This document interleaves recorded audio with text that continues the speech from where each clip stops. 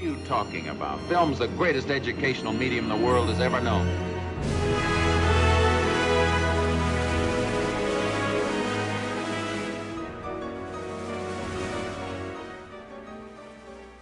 Hi guys, and welcome back to Teenage Golden Age, a podcast where we talk about old Hollywood movies from the perspective of the next generation.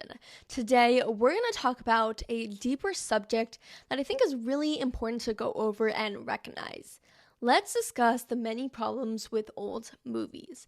Before we start, please make sure to rate and review our podcast because it helps grow our audience and help more people learn about old movies. Also, follow us on Instagram and TikTok at Teenage Golden Age, where we post clips, podcast clips, and reminders about when new episodes come out. This subject is really important to me, and I bet a lot of you guys, so let's talk about it. First, racism. The first fact that I want to get out there is that there were practically no black actors in any of these movies. And that is one of the most disappointing things about old Hollywood because black actors literally had no opportunity to make it big in the industry because they usually got roles like being the maid or the servant. And there's one super devastating story about Hattie McDaniels where she was the first black actress to win an Academy Award in 1939, but the hotel that they were hosting the awards at were segregated, and she literally had to enter from a separate door and couldn't sit with her castmates. That is just one example of how racist just the whole industry was. Even when black actors got these small made roles, they always had to act in the stereotypical way, which was extremely racist. Also, sometimes you see people being racist on screen, like either when they say really offensive comments, or I've seen them do blackface multiple times, and it's just really, really sad that they thought blackface was like this funny, normal thing that they could do for comedy. Sexism.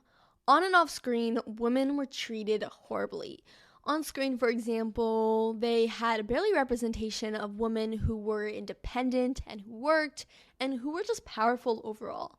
Sometimes you would also see men being really, really sexist to women and just saying a lot of like horrible remarks like, oh, women are no good, they're only good in the kitchen, and just literally everything you can think of. Also, they would sometimes like show violence towards women, and it just is all so hard to watch. Tippi Hedren is one of the brave women who spoke out about her experience while working with Alfred Hitchcock.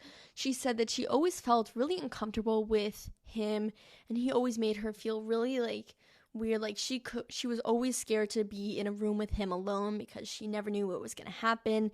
And I bet a lot of women in Hollywood felt unsafe with a lot of these big producers or directors because they probably always were trying to take advantage of them because they were powerful and they could get these women bigger roles, more pay.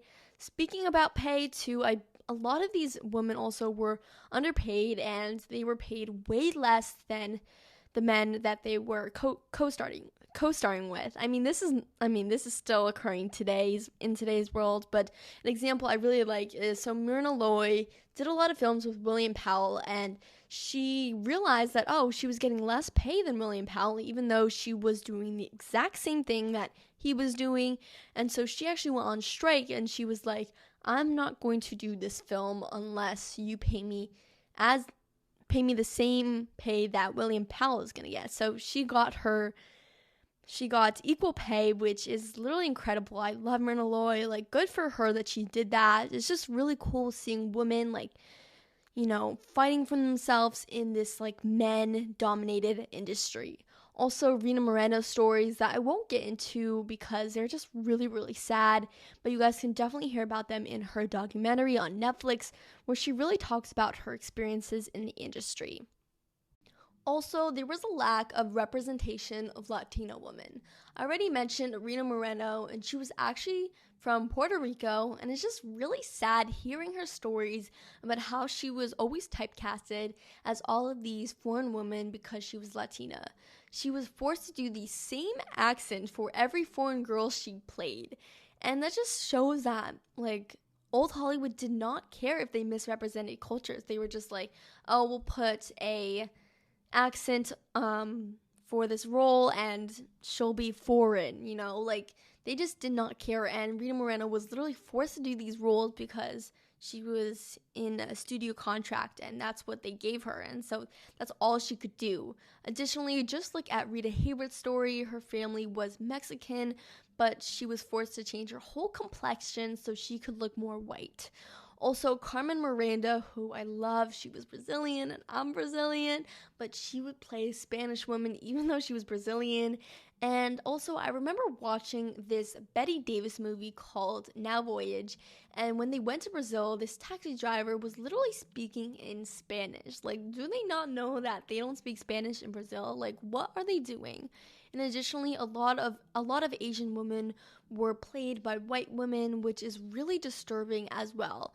There is definitely a pattern here where old Hollywood didn't care that they misrepresented cultures, and they would always misrepresent them and almost Americanize them by having white people play them. There were some homophobia in old movies, but it was kind of a prohibited subject, so it was really not mentioned a lot. Also, there are various movies that try to challenge these topics and talk about racism, sexism, and other occurring issues back then, which illustrates an attempt to change views, but as we look back at it, it is still very dated and still a bit offensive. Some examples are Who's Coming to Dinner from 1967, where there's this mixed race couple who wants to get married, and when they tell their parents, they are very against it. Like, it was revolutionary back then, but looking at it now, some parts are very racist. Or The Children's Hour from 1961, where there's a rumor spread that these two women like each other, and it shows how it ruined their whole lives and how they were completely alienated from their community afterwards. I know some people might look at it and be like, oh, they weren't as advanced back then, so all this stuff is excusable, but I still don't think it's right. I think there are a lot of amazing parts of old movies, and that's why I love them so much. But I think it's very, very critical that we recognize these issues in old movies. I always ask myself, is it okay to like old movies if some of them have racist things? And this is what I think. We always have to recognize racism in movies because that's how we learn from the past and change our actions in the future. And it's important to recognize it because if we don't, then we think it's normal and okay to act in a discriminating way towards people. And I think we should still watch classic films for the historical value because they're just like old art or history. But it is like the most important part to recognize the racism and sexism in movies. Thank you guys so much for listening to today's podcast episode. I know this episode was definitely more sad than usual topics I talk about, and I know this isn't the usual happy tone, but we will be coming out with another episode next week that is a little more happy, but I really thought it was important to talk about this. Make sure to follow our Instagram and TikTok at Teenage Golden Age. And if you would like to email us about any questions or comments you have, please do at teenagegoldenage@gmail.com. Definitely make sure, I do want to continue this conversation about if we should, why we should watch old movies, why are they important, and yeah, so definitely email us or DM us or just talk with us, we love to talk with you guys. Thank you guys again, and see you guys next time. Bye!